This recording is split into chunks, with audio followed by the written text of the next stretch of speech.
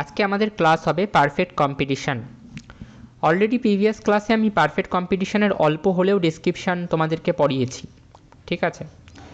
আজকে আমরা perfect competition ডিটেলে পড়ব, একদম প্রথম থেকে শুরু করে, অ্যাজাম্পশান থেকে শুরু করে, ডেফিনেশান থেকে শুরু করে সব।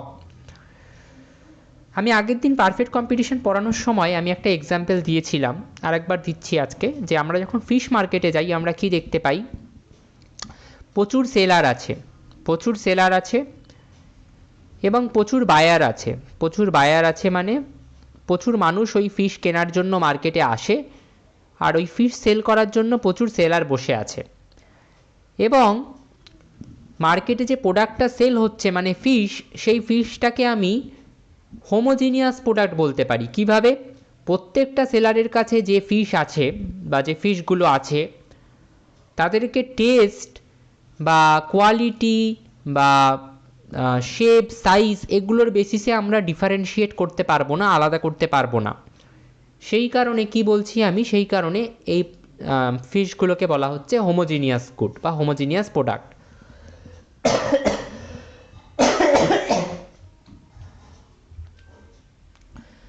হোমোজিনিয়াস প্রোডাক্ট কাকে বলে? হোমোজিনিয়াস গুড বা হোমোজিনিয়াস প্রোডাক্ট হচ্ছে সেই সমস্ত গুড বা সেই সমস্ত প্রোডাক্ট যাদেরকে টেস্ট, শেপ, সাইজ, কোয়ালিটি এগুলোর বেসিসে আলাদা করা যায় না। তোমাকে যদি আমি এখন দুটো কাতলা মাছ, ধরো এখানে এই একটা সেলার বসে আছে, দুজনের কাছেই একটা সেম সাইজের কাতলা মাছ আছে, তুমি ডিফারেন্স করতে পারবে যে এটার টেস্ট ভালো বা এটার টেস্ট ভালো বা এটার শেপ বেটার এটার শেপ খারাপ? এইভাবে তুমি কোনো ডিফারেন্সিয়েট করতে পারবে না। তো আমি কি বলছি, আমি বলছি যে প্রত্যেকটা সেলারের কাছে যে ফিশ আছে সেটা হোমোজিনিয়াস, অর্থাৎ যে গুডটা মার্কেটে সেল হচ্ছে সেই গুডটা বা সেই প্রোডাক্টটা হোমোজিনিয়াস। তাহলে একটা মার্কেটে যখন অসংখ্য সেলার থাকে, অসংখ্য বায়ার থাকে এবং তারা যে প্রোডাক্টটা সেল করছে সেই প্রোডাক্টটা হোমোজিনিয়াস হয়, তখন সেই মার্কেটকে আমরা বলি পারফেক্ট কম্পিটিটিভ মার্কেট বা পারফেক্ট কম্পিটিশান।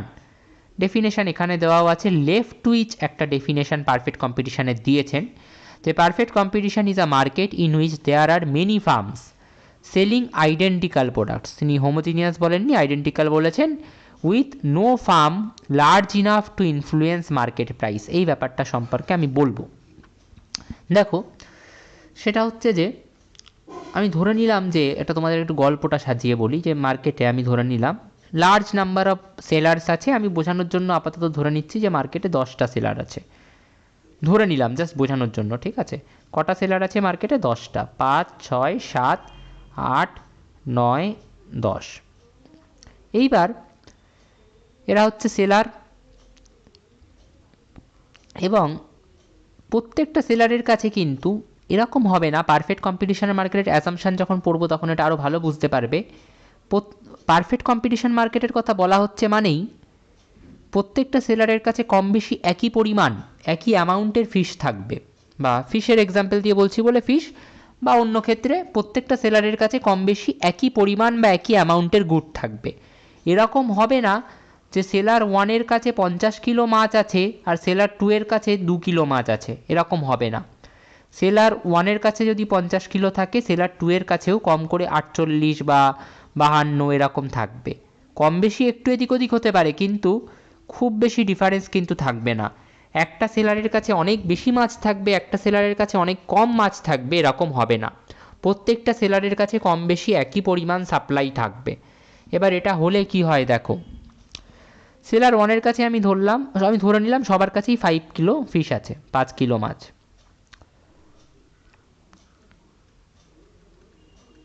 সবার কাছেই কত কিলো মাছ আছে? 5 কিলো মাছ। এবং 5 কিলো মাছ সবাই কত দামে বিক্রি করবে? আমি ধরে নিলাম 40 টাকা কিলোতে বিক্রি করবে, অর্থাৎ সবাই 200 টাকা করে পাবে। ফিশ সেল করে সবাই 200 টাকা করে পাবে। এখানে একটা ইম্পর্টেন্ট বিষয় হচ্ছে যে প্রচুর বায়ার আছে মার্কেটে, তো সবার ফিশই বিক্রি হবে। এরকম হবে না যে একজনের কাছে ফিশ বিক্রি হচ্ছে আর একজনের ফিশ বিক্রি হচ্ছে না, এরকম হবে না। সবার ফিশই মার্কেটে সেল হবে এবং দিনের দিন সেল হয়ে যাবে, অর্থাৎ সকাল 6টায় যদি ওরা বসে, 11টার মধ্যে সবারই প্রোডাক্ট সেল হয়ে যাবে, কারণ প্রচুর বায়ার রয়েছে মার্কেটে, প্রচুর বায়ার আছে, প্রচুর মানুষ মাছ কিনতে আসছে। এইবার ভাবো যে কেউ একটা, ধরো আমি ধরে নিলাম সেলার নাম্বার 10, সেলার নাম্বার 10 ঠিক করলো যে আমি আর 40 টাকা কিলোতে মাছ বেচবো না, আমি কি করব, আমি 50 টাকা কিলোতে মাছ বিক্রি করব। এবার ও যদি ঠিক করে 50 টাকা কিলোতে মাছ বিক্রি করবে তাহলে ওর কাছ থেকে কেউ নেবেই না, কারণ বাকি সবাই 40 টাকায় বেচছে, তো ও কিন্তু আর মার্কেটে দাঁড়িয়ে থাকতে পারবে না, রাইট? এবং ওর উপরে একটা চাপ আসবে যে তুমি দাম কমাও, তো আলটিমেটলি দাম কমাতে বাধ্য হবে। এবার সেলার 2, এই সেলার 10 এটাও ভাবতে পারে যে আমি একটু কম দামে মাছ বিক্রি করে দেখি, তাহলে আমার মাছটা তাড়াতাড়ি বিক্রি হবে বা আমার থেকেই সবাই নেবে। হ্যাঁ, ভালো কথা, ও ধরো কম দামে হয়তো 30 টাকায় মাছ বিক্রি করতে চাইলো। 30 টাকায় মাছ বিক্রি করতে চাইলে সবাই ওর থেকেই নেবে, সেটাতে কোনো ভুল নেই। কিন্তু ওর কাছে কত কিলো মাছ আছে? ওর কাছে তো 5 কিলো মাছই আছে। 30 টাকা মাছ বিক্রি করে ও কত পাবে? 150 টাকা। এবার 6টার সময় বসলো ধরো, ওর মাছটা হয়তো 8টার সময় শেষ হয়ে গেল, তাড়াতাড়ি বিক্রি হয়ে গেল। অন্যদিন 11টা বেজে যায়, কিন্তু আজকে ওর মাছটা 8টার সময় শেষ হয়ে গেছে, বাকি কারুর মাছ শেষ হয়নি। কিন্তু এখনও তো প্রচুর বায়ার আসছে, এখনও প্রচুর লোক মাছ কিনতে আসছে, তারা সবাই এই সেলার 1-এর থেকে বা সেলার 2-এর থেকে বা 3, 4, 5 এদের থেকে মাছ নেবে। কত দামে নেবে? 40 টাকা কিলো দামেই নেবে। তাহলে যখন 11টা বাজবে দেখা যাবে সেলার 1-এর ইনকাম হয়েছে 200 টাকা, সেলার 2-এরও 200 টাকা, সবার 200 টাকা ইনকাম হয়েছে। ও খালি 8টার সময় বাড়ি চলে গেছে ঠিকই, কিন্তু ওর ইনকামটা 150 টাকা হয়েছে, কম হয়েছে। তাহলে ও পরের দিন এসে কী করবে? ও কিন্তু আর 30 টাকায় বেচবে না, ও কিন্তু আবার 40 টাকায় ফিরে যাবে। না, 40 টাকাই দাম ছিল, না 50 টাকা দাম ছিল, ও 50 টাকায় ফিরে যাবে, যেটা সবাই রেট, না 40 টাকাই ছিল প্রথমে, সবাই তো 40 টাকাই বেচছে, সবাই 40 টাকা বেচছে, তো ও কিন্তু পরের দিন 40 টাকা দামেই ফিরে যাবে, 40 টাকা কিলোতেই মাছ বেচবে। এবার কথা হচ্ছে এরকম কেন হলো? এর কারণটা একটাই, যে এদের কারুর কাছে কিন্তু বিরাট সাপ্লাই নেই, এদের সবার কাছে কিন্তু সাপ্লাইটা লিমিটেড, সবার কাছে কম বেশি একই পরিমাণ সাপ্লাই আছে, তো কেউ কিন্তু মার্কেটে প্রাইসটাকে চেঞ্জ করতে পারছে না। এবার তোমাদেরকে আরেকটা গল্প বলি, ধরো এরকম যদি হতো যে মার্কেটে সবার কাছে 5 কিলো মাছ আছে আর সেলার 10-এর কাছে খালি 500 কিলো মাছ আছে, সেক্ষেত্রে কিন্তু ও হিসেব মতো থাকো 5-5 করে 9জন সেলারের কাছে টোটাল মাছ আছে 45 কিলো, আর ওর কাছে একা মাছ আছে 500 কিলো। ও যদি এবার বলে যে আমি আমার মাছটা 30 টাকায় বেচবো, ও কিন্তু তারপরেও ভালো প্রফিট নিয়ে বেরিয়ে যেতে পারে, 30 টাকায় বেচেও কিন্তু ভালো প্রফিট নিয়ে বেরিয়ে যেতে পারে, কারণ ও যদি 500 টাকা মাছ 30 টাকায়, 500 কিলো মাছ 30 টাকায়ও বেচে, ওর কত প্রফিট হবে? ওর মানে ইনকাম কত হবে? 15,000 টাকা। আর বাকি সবার ইনকাম কত হবে? বাকি সবার ইনকাম হবে হয়তো 200 টাকা, বা ওদের বাকি সবাই মাছ বেচতে পারবে কি পারবে না তারও কোনো ঠিক নেই, কারণ হতেই পারে যে মার্কেটে 500 কিলো মাছ ওর একারই বিক্রি হচ্ছে, বাকি কারোর মাছ বিক্রি হচ্ছেই না, হতেই পারে, তো সেক্ষেত্রে বাকিদের ইনকামই হবে না। তো এরকম হলে এক্ষেত্রে কি হলো? এক্ষেত্রে কিন্তু এই যে সেলার 10 এর কাছে প্রচুর সাপ্লাই হয়ে গেল, এর কাছে প্রচুর সাপ্লাই থাকায় বা প্রচুর প্রোডাক্ট থাকায় ও কিন্তু মার্কেটে প্রাইসটাকে নিজের ইচ্ছে মতো চেঞ্জ করে ইনফ্লুয়েন্স করে নিতে পারলো। কিন্তু যখন মার্কেটে সবার কাছে কম বেশি একই পরিমাণ সাপ্লাই থাকে, একই পরিমাণ প্রোডাক্টের যোগান থাকে, তখন কিন্তু কেউ মার্কেটের প্রাইসটাকে চেঞ্জ করতে পারে না, ইনফ্লুয়েন্স করতে পারে না, সবাইকে কম বেশি প্রাইসটা একই লেভেলে রাখতে হয়। ওকে, এখন এর কাছে যদি 500 কিলোর সাপ্লাই থাকতো সেলার 10-এর কাছে, তাহলে ও 500 কিলো একাই পুরো ধরো পুরো মাছের বাজারটারও সবাইকেও একাই ফিশ সেল করছে, ও অন্য কারোর কাছে কেউ যাচ্ছেই না, এবং ও দামটাও 30 টাকা রেখেছে, কমিয়ে দিয়েছে, দামটা চেঞ্জ করে নিয়েছে, আর অন্য কারোর কাছে কেউ যাচ্ছেও না, ও একাই সবাইকে মাছের যোগান দিচ্ছে।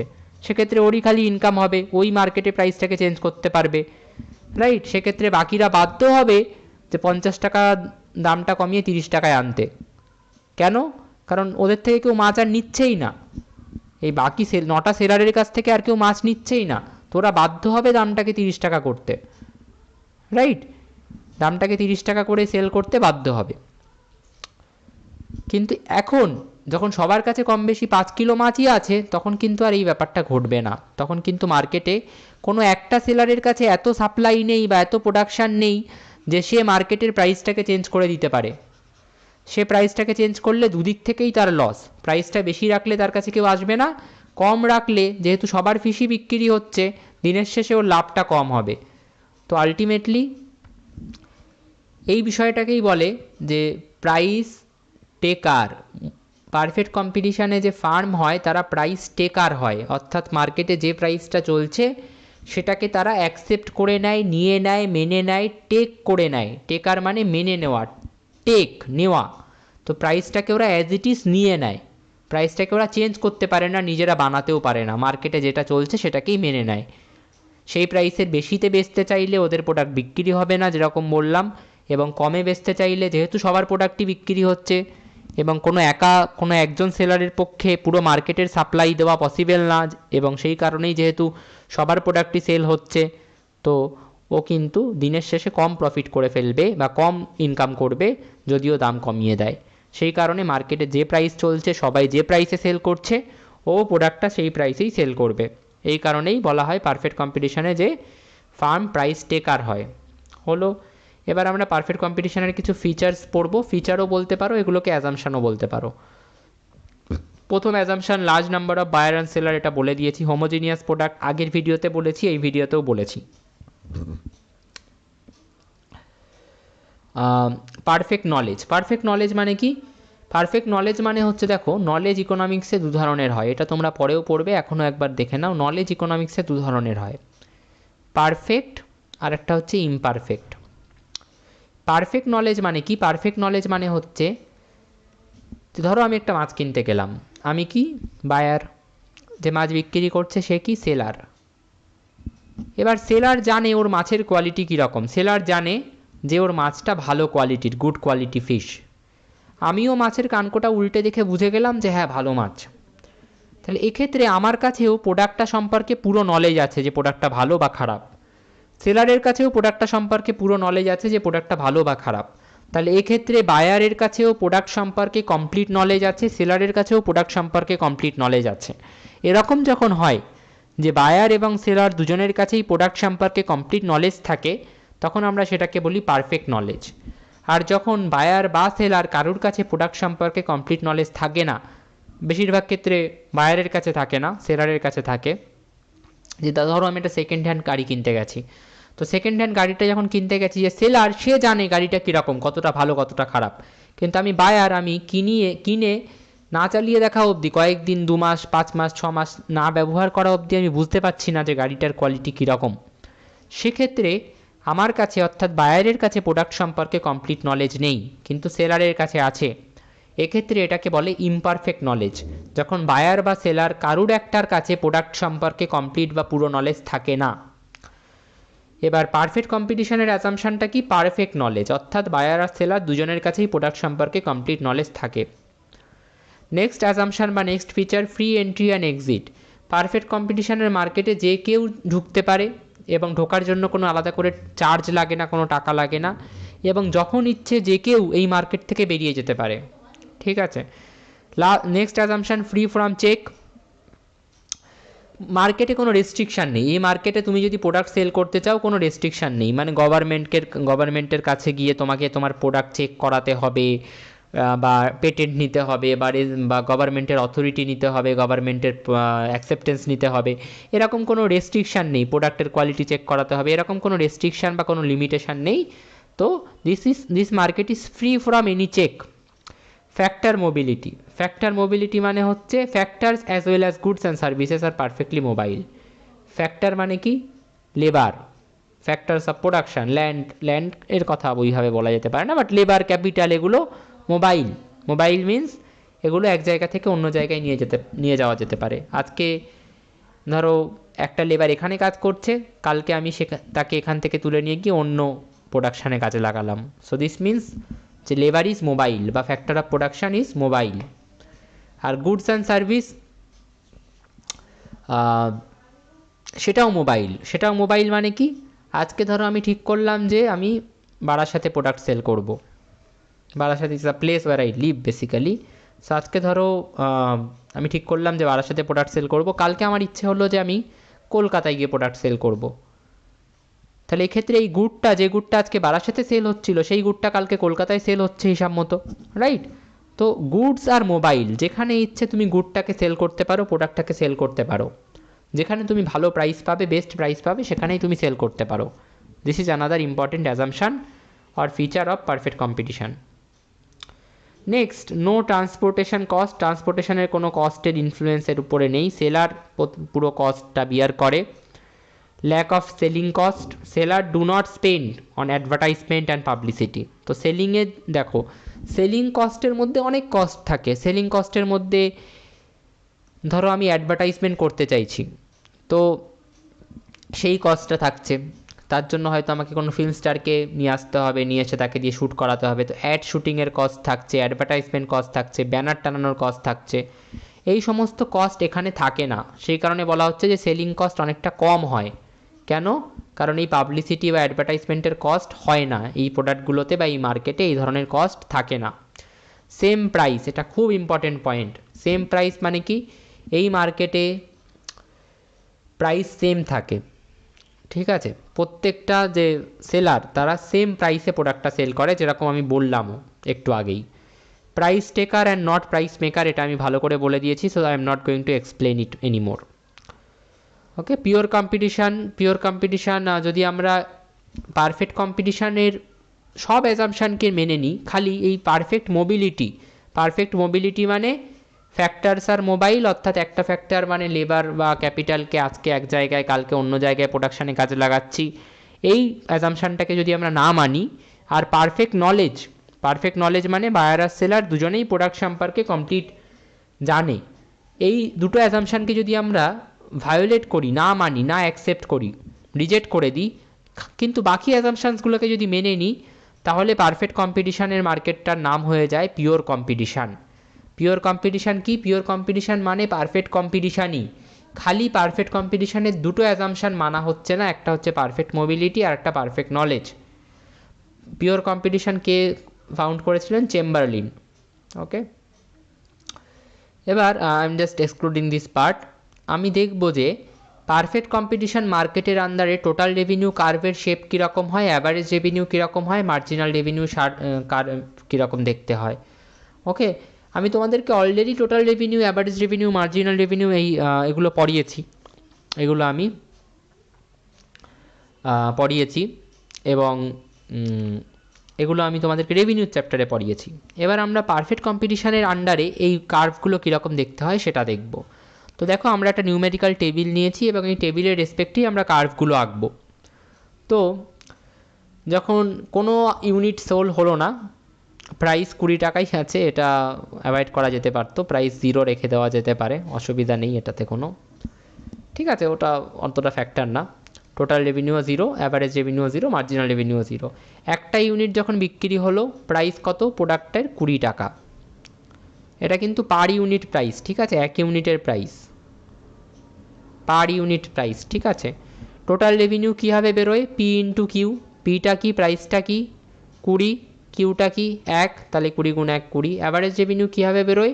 Total revenue by quantity. Total revenue 20, quantity কত? 1, 20 বাই 1 20। মার্জিনাল রেভিনিউ কত? এক ইউনিট আউটপুট প্রোডাকশান বেশি হওয়ার ফলে টোটাল রেভিনিউ কতটা বাড়ছে? আউটপুট 0 থেকে 1 হলো, 1 ইউনিট বেশি প্রোডাকশন হওয়ার ফলে টোটাল রেভিনিউ কত বাড়লো? 0 থেকে 20 হলো, 20 বাড়লো, তাহলে এমআর কত? 20 হলো। এইভাবে আমরা পুরোটা করলাম। এবার তোমরা বলবে যে আউটপুট তো বাড়ছে, দুটো আউটপুট, তিনটে আউটপুট, চারটে আউটপুট, কিন্তু per unit price, per unit price মানে কি? পার ইউনিট প্রাইস মানে হচ্ছে একটা জিনিসের দাম, একটা প্রোডাক্টের দাম, সেটা কি চেঞ্জ হচ্ছে না? সেটা কি কমছে না বা বাড়ছে না? না, প্রোডাক্টের প্রাইস সেমই থাকবে, প্রোডাক্টের প্রাইস কিন্তু সেমই থাকবে, পার ইউনিট প্রাইস কমবেও না বাড়বেও না। তো এইভাবে পুরো টেবিলটা করা হলো। এবার দেখো, অ্যাভারেজ রেভিনিউ কিন্তু বারবার 20 আসছে, এবং এটা তোমরা করে দেখলেই বুঝতে পারবে 20 আসছে। অ্যাভারেজ রেভিনিউ কীভাবে বের করে তো আমি বলেই দিলাম, তো সেভাবে করে দেখবে। এবং দেখো, প্রাইসও কিন্তু 20 এসছে প্রত্যেকবার। তাহলে আমরা কি দেখতে পাচ্ছি এখানে এই টেবিল থেকে? যে অ্যাভারেজ রেভিনিউ আর প্রাইস কিন্তু সমান, অ্যাভারেজ রেভিনিউ আর প্রাইস কিন্তু সমান হচ্ছে। ওকে, এবং মজার ব্যাপার, মার্জিনাল রেভিনিউ 20 এসছে প্রত্যেকবার, তাহলে মার্জিনাল রেভিনিউও সমান। অ্যাভারেজ রেভিনিউ, প্রাইস আর মার্জিনাল রেভিনিউ তিনটেই সমান আসছে, সেম আসছে। এবার আমি গ্রাফ আঁকবো, নিচে গ্রাফ আঁকাই আছে, কিন্তু সেটা দেখানোর আগে আমি নিজে একবার হাতে তোমাদের জন্য আঁকছি। এক্স অ্যাক্সিসে ধরো আমি কোয়ান্টিটিটা নিলাম, ওয়াই অ্যাক্সিসে আমি নিলাম হচ্ছে ফার্স্টে প্রাইসটাকে নিলাম, ঠিক আছে। তাহলে হিসাব মতো এক্স অ্যাক্সিসে কোয়ান্টিটি, ওয়াই অ্যাক্সিসে প্রাইস, মানে আমি কি আঁকছি, আমি কিন্তু ডিম্যান্ড কার্ভ আঁকছি, আশা করি মনে আছে। তাহলে ফার্স্ট পয়েন্টটা কি, জিরোর পয়েন্টটা আমি ধরছি না, ফার্স্ট পয়েন্টটা হচ্ছে 1,20, তাহলে 1,20, এটা হচ্ছে 1, এটা হচ্ছে 20, তাহলে এই হচ্ছে ফার্স্ট পয়েন্ট। সেকেন্ড পয়েন্ট কি, 2,20, এই হচ্ছে 2, এই হচ্ছে 20। Third point 3,20, 4,20, 5,20। এই পয়েন্টগুলোকে যদি কানেক্ট করে দিই তাহলে একটা horizontal line parallel to x Axis পেলাম। এটাকে আমি কি বলতে পারি, এটাকে আমি ডিম্যান্ড কার্ভ বলতে পারি, রাইট। এবার মজার ব্যাপার হচ্ছে আমি এক্স অ্যাক্সিসে কোয়ান্টিটি রাখছি, ওয়াই অ্যাক্সিসে আমি অ্যাভারেজ রেভিনিউকে নিলাম। এবার কাকে নিলাম, অ্যাভারেজ রেভিনিউ। তাহলে পয়েন্টগুলো কি কি হবে, ফার্স্ট পয়েন্টটা হবে 1,20, রাইট, 1,20 কোথায় হবে, 1,20 এর উপরেই হবে। সেকেন্ড পয়েন্ট কি, 2,20, 3,20, 4,20, 5,20। মজার ব্যাপার হচ্ছে যেটা ডিম্যান্ড কার্ভ হয়েছিল সেই কার্ভটাই কিন্তু আবার পাচ্ছি আমি অ্যাভারেজ রেভিনিউয়ের কার্ভ হিসেবে, সেই কার্ভটাই কিন্তু আবার পেলাম অ্যাভারেজ রেভিনিউয়ের কার্ভ হিসেবে। তাহলে এই কার্ভটার আমি নাম দিলাম এআর। এবার আমি এক্স অ্যাক্সিসে কোয়ান্টিটি রাখছি, ওয়াই অ্যাক্সিসে মার্জিনাল রেভিনিউ নিয়ে কার্ভটা আঁকি। দেখো সেম পয়েন্ট পাবে, 1,20, 2,20, 3,20, 4,20। তাহলে ঠিক সেই সেম কার্ভটাই আবার কিসের হলো, আমার মার্জিনাল রেভিনিউয়ের কার্ভও হলো। তাহলে আমরা পারফেক্ট কম্পিটিটিভ মার্কেটে কি দেখতে পেলাম, যেটা ডিম্যান্ড কার্ভ সেটাই অ্যাভারেজ রেভিনিউয়ের কার্ভ, সেটাই মার্জিনাল রেভিনিউয়ের কার্ভ।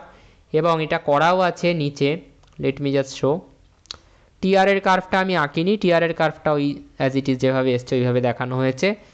এই যে এটাই এআর এর কার্ভ, এটাই এমআর এর কার্ভ, এটাই প্রাইস এবং এটাই demand curve. Okay, so this is it. এবার আমরা দেখব যে পারফেক্ট কম্পিটিশানে টোটাল কস্ট, মার্জিনাল কস্ট আর অ্যাভারেজ কস্ট কীভাবে আঁকতে হয় এবং তার আমরা নিউমেরিক্যাল টেবিলের মাধ্যমে গ্রাফটা আঁকবো, ঠিক আছে। তো দেখো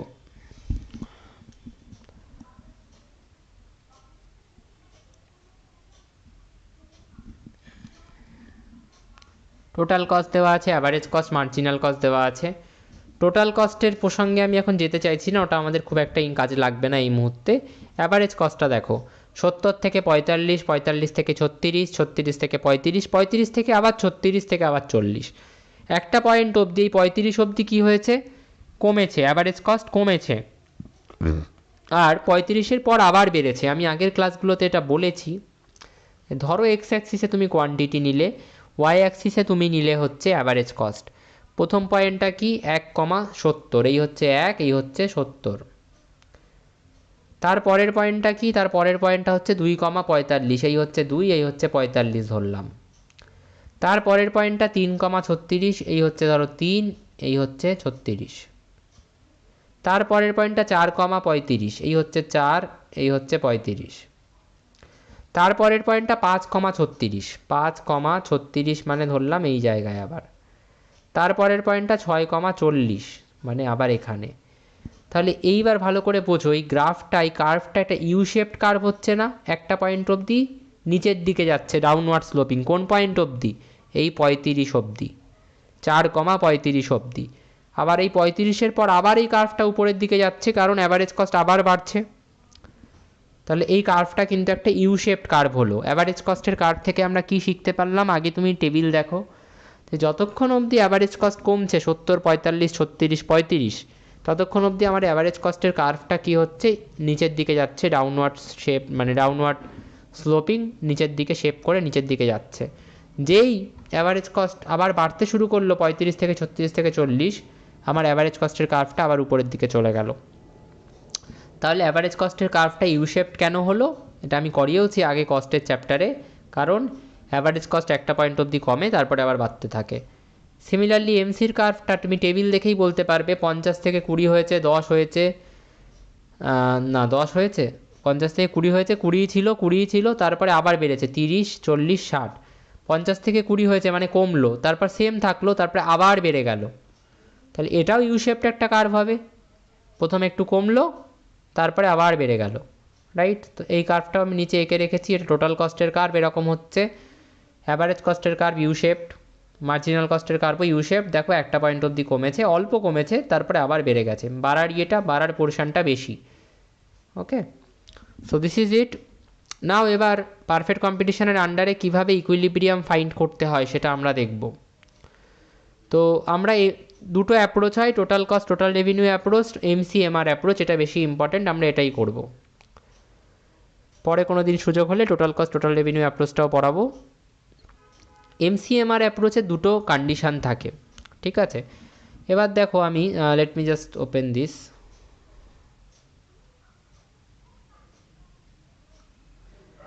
how to understand the amount of revenue and cost, আচ্ছা এটা আপাতত থাক, আমি জাস্ট তোমাদেরকে এই গ্রাফটা দিয়ে, গ্রাফটার জন্যই এখানে নিয়ে আসা, গ্রাফটা থেকে বোঝানোর চেষ্টা করি। এক্স অ্যাক্সিসে আমরা কি নেব, এক্স অ্যাক্সিসে আমরা নেব হচ্ছে কোয়ান্টিটি। ওয়াই অ্যাক্সিসে আমরা কি নেব, ওয়াই অ্যাক্সিসে আমরা, আচ্ছা প্রথম কথা হচ্ছে যে তোমাকে যখন ইকুইলিব্রিয়াম বের করতে হবে, ইকুইলিব্রিয়ামে দুটো কন্ডিশান হয়। কন্ডিশানে পরে আগে তুমি কি করবে, এমসি কার্ভটা আঁকবে। তাহলে এক্স অ্যাক্সিসে এমসিটা নাও, এই ওয়াই অ্যাক্সিসে এমসিটা নাও, নিয়ে কার্ভটা কি হবে, কার্ভটা কীরকম দেখতে হয় অলরেডি আমরা করেছি, এই হচ্ছে এমসি কার্ভ, দেখতে হয় এরকম। এবং এটা প্রথম কাজ কি, এমসি কার্ভটা ড্র করা। সেকেন্ড কাজ হচ্ছে তোমার এমআর কার্ভটা ড্র করা, মার্জিনাল রেভিনিউয়ের কার্ভ। তাহলে এবার ওয়াই অ্যাক্সিসে এমআর নাও, আর এক্স অ্যাক্সিসে কী নেবে, এক্স অ্যাক্সিসে নেবে হচ্ছে কোয়ান্টিটি যেটা ছিল সেটা। এবার এমআর কার্ভ কী হয়, পারফেক্ট কম্পিটিটিভ মার্কেটে আমরা তো দেখলাম এমআর কার্ভ কী হয়, এমআর কার্ভ হয় হচ্ছে একটা straight line. This is MR curve, আমরা একটু আগেই দেখেছি, এবং সেটা এআর কার্ভও হয়, এবং সেটা প্রাইসের জন্য অর্থাৎ ডিম্যান্ডও সেটাই দিয়েই রিপ্রেজেন্ট হয়।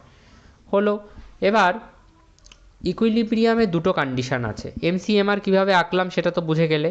ইকুইলিব্রিয়ামে দুটো কন্ডিশান আছে। প্রথম কন্ডিশানটা কি, প্রথম কন্ডিশান হচ্ছে যে এমসি আর এমআরকে ইকুয়াল হতে হবে। এমসি আর এমআর অর্থাৎ মার্জিনাল কস্ট আর মার্জিনাল রেভিনিউকে ইকুয়াল হতে হবে।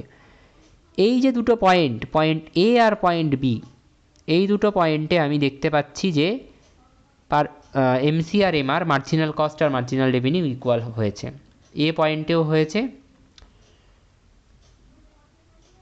আর বি পয়েন্টেও হয়েছে। তাহলে কি ইকুইলিব্রিয়াম দুটো? না, ইকুইলিব্রিয়ামে দুটো তো ইকুইলিব্রিয়াম নয়। ইকুইলিব্রিয়ামের আমি কি বললাম, দুটো কন্ডিশান আছে। প্রথম কন্ডিশান কি বললাম, এমসি ইকুয়ালস টু এমআর। এই কন্ডিশান অনুযায়ী তো মনে হচ্ছে ইকুইলিব্রিয়াম দুটো, পয়েন্ট এতে পয়েন্ট বিতে। কিন্তু ইকুইলিব্রিয়ামের আরও একটা কন্ডিশান আছে, যেটা হচ্ছে MC cuts MR from below. MC cuts MR from below, আগে বিলো ঠিলো বাদ দাও। সেকেন্ড কন্ডিশনটা ধরো এমসি কাটস এমআর, এমসি এমআরকে কাট করছে। এমসি এমআরকে কোথায় কোথায় কাট করছে, এই এ পয়েন্টে ও বি পয়েন্টে। তাহলে এই অবধি দেখলেও তো মনে হচ্ছে যে ইকুইলিব্রিয়াম দুটো পয়েন্টেই আছে, এ আর বিতে। কিন্তু আরেকটা এখানে important segment, MC cuts MR from below.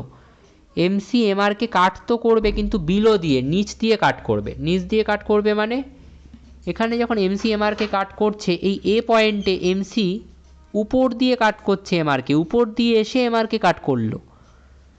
আর যখন বি পয়েন্টে আছি, এমসি কিন্তু এমআরকে আর উপর দিয়ে এসে কাট করেনি, ভালো করে লক্ষ্য করো, নিচ দিয়ে এসে কাট করেছে, নিচ দিয়ে এসে কাট করেছে। তাহলে MC cuts MR from below, এই অনুযায়ী এমসি এমআরকে কাট করছে দুটো পয়েন্টেই, কিন্তু নিচ দিয়ে বিলো দিয়ে কাট করছে একমাত্র বি পয়েন্টেই। তাহলে ইকুইলিব্রিয়াম কোথায় হবে, ইকুইলিব্রিয়াম হবে এই বি পয়েন্টে। একমাত্র এই বি পয়েন্টেই এমসি এমআরকে কাট করবে, এবং এমসি আর এমআর ইকুয়ালও হয়েছে বি পয়েন্টে, এবং এমসি এমআরকে বিলো দিয়ে নিচ দিয়ে কাট করেছে একমাত্র এই বি পয়েন্টে। তাহলে ইকুইলিব্রিয়াম কোথায় হবে, ইকুইলিব্রিয়াম হবে হচ্ছে অ্যাট বি। তাহলে পারফেক্ট কম্পিটিটিভ মার্কেটের ইকুইলিব্রিয়াম কোথায় হলো, এই বি পয়েন্টটাতে হলো। Okay, so this is the MCMR approach. প্রথম পয়েন্টটা আমরা কি বললাম, যে এমসিএমআর এর ইকুয়াল হয় আর MC cuts MR from below হলো। আবার যখন আমরা ডিম্যান্ড আর সাপ্লাই কার্ভের মাধ্যমে ইকুইলিব্রিয়াম বের করতাম, তখন আমাদের টার্গেট কি থাকতো, আমাদের টার্গেট থাকতো যে ইকুইলিব্রিয়াম কোয়ান্টিটি আর ইকুইলিব্রিয়াম প্রাইস বের করা। এবার কথা হচ্ছে এই মার্কেটের আমরা ইকুইলিব্রিয়াম তো খুঁজে বের করলাম, কিন্তু ইকুইলিব্রিয়াম কোয়ান্টিটি কত আর ইকুইলিব্রিয়াম প্রাইস কত সেটা দেখতে হবে। তো এক্স অ্যাক্সিসে কোয়ান্টিটি মেপেছি, তাহলে এই বি পয়েন্ট অর্থাৎ ইকুইলিব্রিয়াম পয়েন্ট বরাবর তুমি এক্স অ্যাক্সিসে চলে আসো, যে কোয়ান্টিটিটা পেলে, ধরো এই ও এ কোয়ান্টিটিটা কি, এই ও এ কোয়ান্টিটি হচ্ছে ইকুইলিব্রিয়াম কোয়ান্টিটি। আর এই ও বি, ধরো ও বি, এটা দেওয়া ঠিক হয়নি, এটা বারবার রিপিট হয়েছে। আচ্ছা ধরো এই পয়েন্টটা আমি এ না দিয়ে এম করে দিলাম, ও এম। ওকে, নেক্সট ইজ ও এল। এই ও এলটা কি, এক্স অ্যাক্সিসে আমি কোয়ান্টিটি মেপেছি, হলো ইকুইলিব্রিয়াম কোয়ান্টিটি, তো বুঝলাম। আর ওয়াই অ্যাক্সিসে কি, ওয়াই অ্যাক্সিসে আমরা, তোমরা বলবে যে ওয়াই অ্যাক্সিসে আমরা তো এমসি আর এমআরকে মেপেছি, কিন্তু আমি ফার্স্টে যখন করালাম তখন আমি দেখালাম না যে ওয়াই অ্যাক্সিসে আমরা পারফেক্ট কম্পিটিশনে যদি প্রাইসকেও মাপি তাও এই লাইনটাই আসবে, MR equals to AR equals to price. তো ওয়াই অ্যাক্সিসে হিসাব মতো প্রাইসকে মাপলেও হবে। তো এই ওএলটা কি, ইকুইলিব্রিয়াম প্রাইস। কীভাবে, এই ইকুইলিব্রিয়াম পয়েন্ট বরাবর ওয়াই অ্যাক্সিসে চলে যাও, রাইট, সোজা দাগ হচ্ছে না but this is it, yes. তাহলে এই ও এল হচ্ছে ইকুইলিব্রিয়াম প্রাইস। যেহেতু এটা স্ট্রেট লাইনই ছিল তো ডাইরেক্টলি বলে দেওয়া যায়, কিন্তু তুমি চাইলে করেও দেখাতে পারো। সো আমরা ইকুইলিব্রিয়াম পয়েন্ট খুঁজে পেলাম, পয়েন্ট বি, ইকুইলিব্রিয়াম কোয়ান্টিটি খুঁজে পেলাম, ইকুইলিব্রিয়াম প্রাইস খুঁজে পেলাম, right. So this is the equilibrium quantity, equilibrium price in the perfect competition. Okay, এবার পারফেক্ট কম্পিটিশানে